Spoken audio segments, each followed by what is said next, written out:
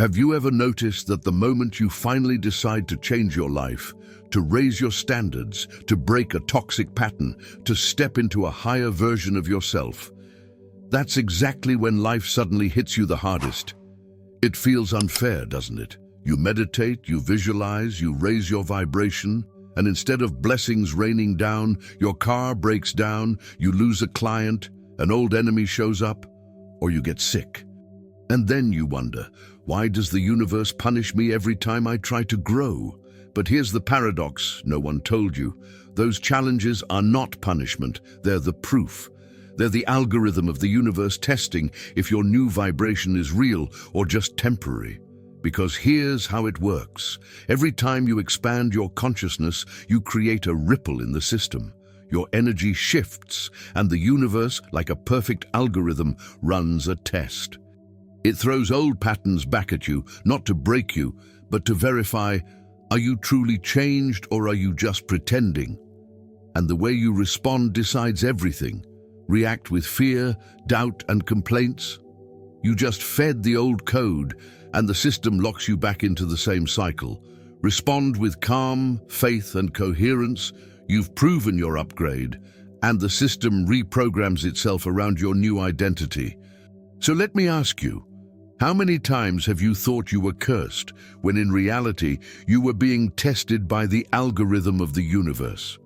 And what if I told you that once you understand this law, once you know how to pass these tests, life stops feeling like random chaos and starts revealing itself as the most precise operating system you've ever seen? Initial solution: the universe as a system of balance. So let's peel back the curtain. If life isn't random, if the chaos that hits you after growth isn't punishment, then what is it? The answer is both simple and shocking. The universe is not an accident. It's a system, a structure, a perfect balance that functions like the most advanced algorithm you can imagine. The hidden order behind chaos. Think about it. Every action creates an equal and opposite reaction. Every expansion generates a vacuum that must be filled. Every new vibration disturbs the old patterns that were once keeping you in place. It's not chaos, it's balance, it's correction. It's the universe reorganizing itself around your new frequency. When you raise your consciousness, you literally disrupt the old version of reality. That disruption sends ripples through the system, and the system, like an algorithm, recalibrates. Not to punish you, not to stop you, but to verify, are you truly stable at this new frequency, or will one trigger knock you back? The butterfly effect of energy. Let me give you an example. Imagine a man who has lived his whole life in anger. Every day he wakes up frustrated, he blames the world, he explodes at the smallest inconvenience. Now one day he decides to change. He begins to meditate, he breathes deeply, he promises himself, I won't lose my temper anymore. For a moment, he feels lighter. But what happens next? Suddenly, traffic is worse than ever. His boss criticizes him, his neighbor provokes him. Even the smallest things seem designed to trigger his anger. Coincidence? No, it's the algorithm. The universe is testing the stability of his new identity, because if he can hold peace in the storm, then peace is truly his new state of being. But if one insult throws him back into rage, then he hasn't changed. He's just pretending. The law of balance. This is the law of balance. Every time you step into higher consciousness, the old energy doesn't just vanish, it resists. Not because it's evil, not because you're cursed, but because the system seeks equilibrium. Think of a scale. If one side suddenly rises, the other side must adjust. If you inject more light, the shadows shift. If you change your frequency, the entire field reorganizes to match. And in that reorganization, the tests appear. They are the universe's way of asking, can you stabilize this new energy long enough for it to become permanent? The myth of instant enlightenment. This is why so many people fail on the path of growth. They believe enlightenment means instant bliss, instant miracles, instant freedom from struggle. But the truth is, expansion first feels like disruption. Why? Because your old self and your new self collide. The system must rewrite itself, and rewriting feels uncomfortable. It's like upgrading the operating system on your phone. During the update, the screen freezes, apps don't respond, the system feels unstable. But once the update completes, everything runs smoother. Your consciousness works the same way. Practical example: the homeless man. There's a story of a man who lived on the streets, trapped in cycles of poverty and despair. One day he decided, "This is not who I am anymore." He began affirming abundance, practicing gratitude, seeing himself as worthy. For a moment, doors began to open. He found small jobs, strangers helped him, opportunities appeared. But then, the tests came. Old friends showed up offering drugs. Memories of failure haunted him. Circumstances conspired to tempt him back into his old vibration. Most would call this bad luck, but it was the algorithm. The system was verifying. Do you still identify as homeless, or do you now embody abundance? And only by choosing the new self again and again, despite the triggers, could he stabilize his new reality. The observer's role. Here's the empowering part. The algorithm doesn't decide for you. You decide. The universe simply reflects. When a test comes, you have two options. React as the old self, reinforce the old frequency. Respond as the new self, stabilize the new frequency. That's it. That's the game. And the moment you realize this, you stop seeing obstacles as punishment and start seeing them as verification. Proof that you are expanding. Proof that the algorithm is updating. Interactive reflection. Pause and think. When was the last time you decided to change, and then life suddenly felt harder? Did you pass the test, or did you slip back into old patterns? What would have happened if you had held your new state just a little longer? That's the key. Not to avoid the storm, but to remain unchanged within it. The shift of perspective. This one shift in perspective changes everything. Instead of asking, "Why is this happening to me?" you begin asking, "What is the algorithm verifying in me right now?" Instead of collapsing back into the old, you lean into the test with curiosity. Instead of doubting, you realize, if the test is here, it means my expansion is real. Otherwise, there would be nothing to test. And in that moment, you stop being a victim of chaos. You become a participant in the law, the promise of balance.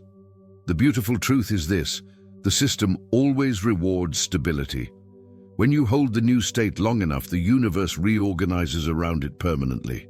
Opportunities flow, synchronicities appear, reality bends, not because of luck, not because God favored you, but because you proved your alignment in the algorithm of balance. Transition to the bigger problem. But here's the danger. Most people don't know this. So when the tests come, they panic, they complain, they react, they believe they're cursed, and by doing so, they feed the very energy they were trying to escape. That's the bigger problem. Not just the existence of the test, but the way we respond to it. Because if you don't understand this part, you'll keep sabotaging yourself at the very threshold of transformation. And that's exactly what we need to confront next. So now you know the universe is not punishing you. It's recalibrating, it's testing, it's running the algorithm of balance. But here's where most people fail. Not in the decision to grow, not in the moment of inspiration, but in the test of matter, the trap of physical proof. Let's be honest. It's easy to feel spiritual when you're sitting in meditation, when you're reading words of wisdom, when you're visualizing abundance with your eyes closed. But what happens when reality doesn't match? When the bill arrives in the mail? When the diagnosis comes back? when the relationship ends, when the car breaks down. That's when the test becomes real. Because in those moments, everything in your body screams, "See, nothing has changed. It's all the same." And if you believe it, if you take the bait, you collapse back into the old frequency. This is the test of matter, the temptation to let physical circumstances override your spiritual state, the prison of reaction. Here's the brutal truth. Most people fail this test. They meditate in the morning, but by afternoon they're complaining. They visualize abundance, but the moment money feels tight, they panic. They affirm healing, but the instant pain flares up, they despair. And in doing so, they reinforce the very reality they were trying to escape. Because the algorithm doesn't respond to your wishes, it responds to your state, to the frequency you sustain, not the words you say. So when you react as the old self, you prove to the system that you haven't changed, and the cycle resets. The car with two drivers. Think of it like a car with two drivers. One is your old self, fearful, doubtful, limited. The other is your new self, confident, abundant, free. Every time the test comes, both drivers grab the wheel, and whichever one you let steer in that moment decides where the car goes. If you let fear take control, the car swerves back into the old path. If you let faith hold steady, the car moves into new territory. But here's the kicker. The road always feels bumpiest right before you cross into new ground.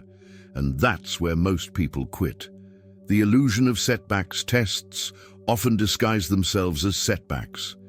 You decide to manifest abundance, and suddenly you lose money. You decide to heal, and suddenly symptoms get worse. You decide to raise your vibration, and suddenly toxic people appear everywhere.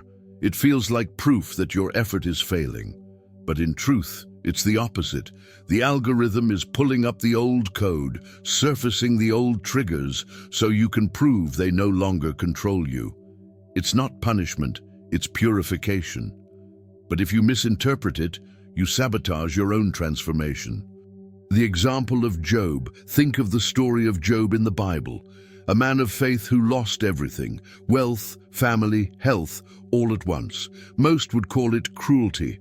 But the deeper message is about the test of matter.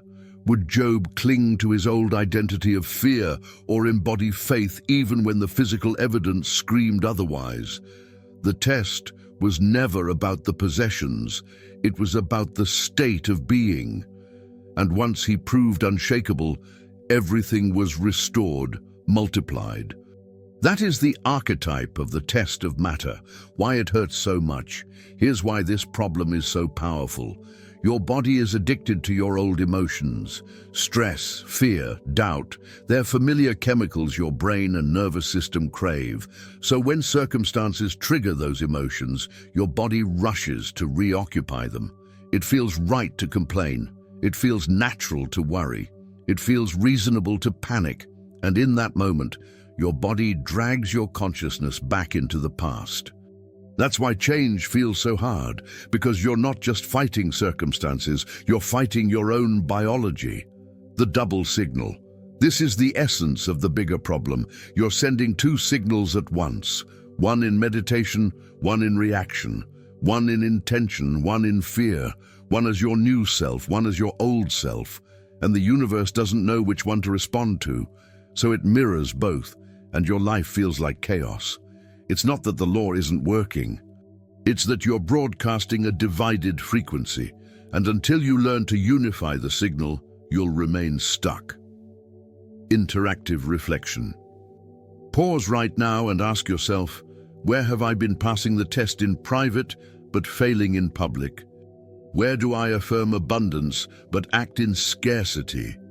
Where do I declare healing but live in fear? These contradictions are not harmless. They're the very reason your manifestations stall. The cost of failure.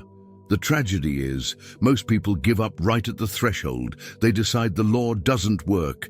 They decide God has abandoned them. They decide growth is impossible, and so they collapse back into the old self, right when they were inches from breakthrough. It's like a miner who digs for gold, stops a foot before striking the vein, and walks away forever. That is the cost of misunderstanding the test of matter. The setup for the solution. So what's the way forward? If the universe will always test your new frequency, if matter will always mirror your old self until you stabilize the new one, then the real question is this: how do you stop failing the test? How do you hold your state of expansion even when the evidence contradicts it? How do you live as your new self long enough for reality to reorganize permanently? Because that is the definitive solution. And once you embody it, life stops feeling like an endless cycle of trials and begins to reveal itself as the masterpiece of order it truly is. So here's the truth the algorithm has been waiting for you to see. The real key is not to fight harder. The real key is not to pray louder. The real key is not to beg the universe for mercy. The real key is separation. You must separate what is you from what is not you. Because until you do, the algorithm has no choice but to keep recycling the same triggers, the same tests, the same patterns. What is not you? Let's start with what is not you. The memories that haunt you, not you. The fear you inherited from your parents, not you. The guilt society imposed on you, not you. The anger that repeats every time someone provokes you, not you. All of these are programs, residues of the past stored in your nervous system. They live in your body, but they are not your essence. And the more you identify with them, the more the algorithm will keep bringing them back. Why? Because the system assumes this is who you are. Let's keep feeding it what is truly you. But beneath those layers, there is the real you, the observer, the awareness, the consciousness that notices the thought, feels the emotion, but is not enslaved by either. That's the part of you the algorithm can't touch unless you keep confusing yourself with the noise. When you begin to say, that fear is not me, that doubt is not me, that anger is not me, you create space. And in that space, you are free to choose. That's when the tests stop controlling you and start confirming you. The power of non-reaction. Think about it. When the bill arrives in the mail, the old you panics. The new you breathes and says, this paper does not define my state. As when someone insults you, the old you reacts with anger. The new you smiles and thinks, their words are not my identity. When symptoms flare in your body, the old you surrenders to fear. The new you whispers, my essence is whole, regardless of this temporary signal. This is not denial, it's mastery. It's choosing who drives the car. And every time you choose the new self over the old, you prove to the algorithm that you've upgraded. And once proven, the system rewrites itself permanently. Embodiment, becoming the new self, but separation is only the first step. The second is embodiment. It's not enough to say, that's not me. You must also live as who you truly are. That means walking as if abundance is already yours, breathing as if health is already restored, loving as if connection is already present. Not faking, not forcing, being, because the universe doesn't respond to what you want. It responds to what you are. And embodiment is the bridge between intention and manifestation, the aura of masters. This is why great masters, Jesus, Buddha, the enlightened ones, were described as having an aura that expanded for miles. It wasn't superstition, it was coherence. They no longer carried the weight of what was not them. They no longer identified with the fear, the guilt, the division. They embodied love, peace, and unity so fully that their very presence bent reality, and that's not reserved for saints.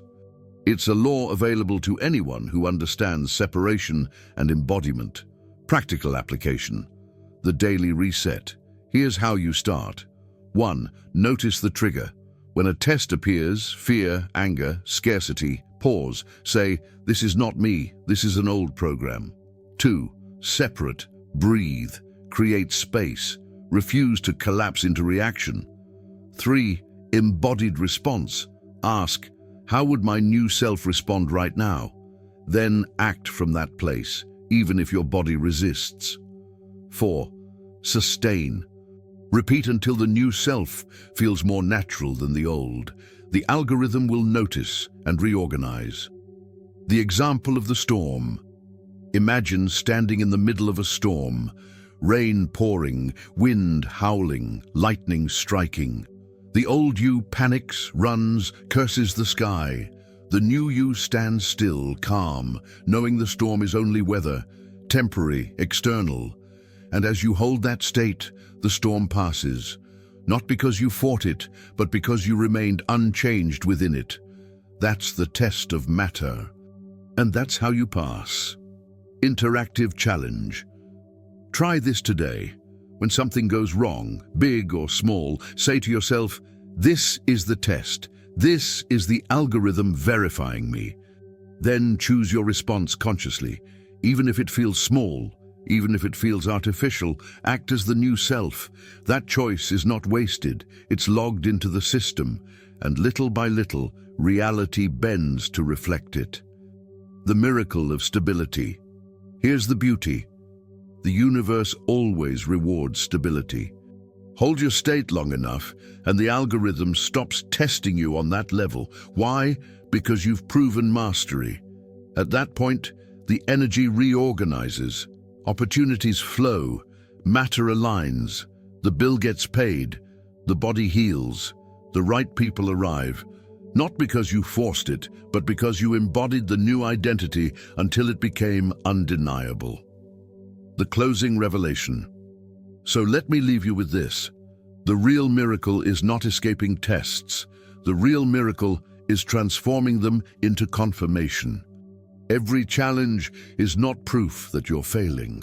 It's proof that you're expanding. Every storm is not punishment. It's the algorithm asking, who are you now? And the moment you stop identifying with the noise and start embodying your true self, the algorithm reprograms, reality shifts, matter bows to spirit. Because in the end, the universe doesn't give you what you beg for. It mirrors what you are. So the question is not, when will things change? The question is, who am I being right now? Answer that with truth, with coherence, with embodiment, and watch as the world around you transforms into the reflection of your highest self. If this message spoke to you, don't just sit back and let it fade like another video. This is your test. This is the algorithm asking, will you embody the new self or collapse back into the old? Right now, you can anchor this truth with action. Hit like to declare your alignment.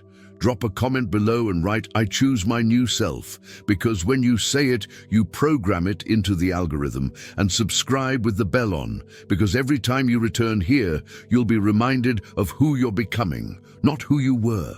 This is more than content. This is training ground for the soul. Pass the test, choose your new self, and join us in rewriting the code of reality.